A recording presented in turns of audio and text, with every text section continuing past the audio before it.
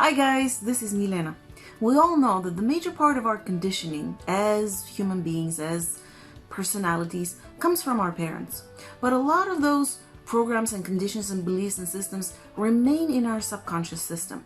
And yet, they form kind of a general line of behavior, of requirements that we have for others, for ourselves, expectations, our relationships with others, how we see the world. And if they are subconscious and they affect so much of our behavior and how we see our relationships, people, and the world, then it's definitely looking into it and discovering it. Especially when we come to the point of recognizing that not all of those are affecting our lives very, very positively. So today I wanted to share a very quick tool that has helped me and helped me help some of my clients discover what some of those programmings are from our parents and determine which ones are affecting our lives a lot more than others. Then we can decide what we want to do with them, and we can tweak or let go of some or all of them. And it's very easy. It's simply asking ourselves certain questions and writing down the answers. I'm going to go relatively quickly through the questions in this video, but feel free to pause it if you choose to do the process by yourself and then continue when you're ready. So the very first question to ask ourselves is, whose love and approval did I crave more as a child? Given that you've had two parents, and if you've only had one, obviously that would be the one that you go to. But if you had two parents, you would, and that doesn't necessarily have to be a parent. It could be a caretaker, a grandparent, the person who you spent the most time with growing up as a child. It doesn't necessarily have to be a biological parent, but more of a caretaker. So whose love and approval did I crave more? And when I did the exercise for myself, it was my mom, because my dad was a lot more physically affectionate and expressing in that way. And I felt a lot more secure in his love for me, but I craved my mom's love more. So for me, the answer to that question would be my mom. And then that's the main parent that we're going to start dealing with first and diving in deeper. And then the next question that we can ask ourselves is, who did I need to be, or what did I need to be like in order to deserve this parent's love and approval?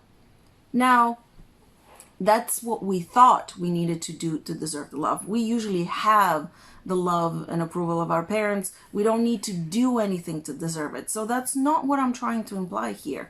But with that question, I'm trying to get to the bottom, or the main line of behavior that we acquired because as children we crave the love and the approval of our parents. So who did I need to be? What did I need to be like? So for me, I needed to take initiative. I needed to be very active. I needed to be super fast in doing things. I needed to be neat and very tidy and clean. I needed to be fit and strong and flexible. All of those things I felt that I needed to be in order to deserve my mom's love and approval. What are those things for you and your parent? And there could be more. I'm not going to go into details with all of mine, because it's not about that. It's about what questions we can ask so that we can discover those for ourselves. And then the next question is, what was it not okay for me to be or to do for this parent? What was it not okay for you to be or to do? For me, it wasn't okay to overeat, to be a little bit fat, to do things slowly, to be lazy, to not be tidy, but to be messy and not clean. These things were not okay. So what are those things for you? And then what we're going to start recognizing is, oh my goodness, this is why I'm treating my children this way. This is why I'm attracted to this. This is why I do things that way. This is why I say things that way. This is why I feel horrible when I don't do this. And if we just sit with it for a few minutes, we're going to start seeing how in our own life that affects so many of our actions and the reasons for our actions. And once we have dealt with the first parent, it is also helpful and worth it going to the second one, or the second caretaker or guardian, or the person that was most present in your life, and ask the same questions. Who or what did I need to be in order to deserve their love and approval?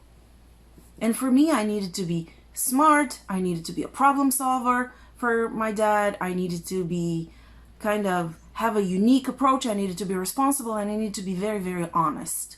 And who was it not okay? What was it not okay for me to be or do for my parent? I could not be fearful. That was not allowed. I could not be weak, even emotionally weak. I could not kind of be dishonest, or I could not be a liar. All of those things. So then I start seeing, oh, I thought that I couldn't be weak. So when expressing emotions, that was perceived as weakness. So I learned to suppress my emotions my whole life. And then much, much later on, when I started discovering that this energy is something that is really affecting me negatively, then I started discovering that a lot of that conditioning wasn't actually serving me and wasn't helping me create experiences the life that I wanted to. And that's the very reason why we're looking at it. Because when you realize, oh my God, I no longer need to do that. But now what we've transformed it into, we have this behavior and we have those requirements, demands for ourselves, expectations for ourselves in order to deserve our own love and approval for ourselves, which when we think of it, it can be ridiculous. And we can just simply decide to let go. But write them down. Write them down and just sit with them for a few minutes and see how many different areas of your life it affects. And then decide, ask yourself the next question, does this serve me? Because very often we have like fake little voices in the back of our mind that says, oh yeah, that definitely serves you because you deserve someone's love and approval. It's not about that at all. Does it create a good feeling within me? Do I create wonderful experiences because of it? And if the answer is no, just drop them. And they'll come again and they'll revisit you and they'll ask, are you sure you want to drop me? Because I'm still hanging around here and, if you want me. And you can simply recognize that that's what it is because it has now come to the surface and say, no, thank you very much. I'm all set with you. I would like to create a different experience for myself. If you need help and guidance going through that process and recognizing some of your own major lines of behavior and how you construct your life, feel free to book a session at askmilena.com. Subscribe to my newsletter as well as the channel, and if you click on the bell, you'll get notified for all future videos which come out on Friday. I'll see you next week.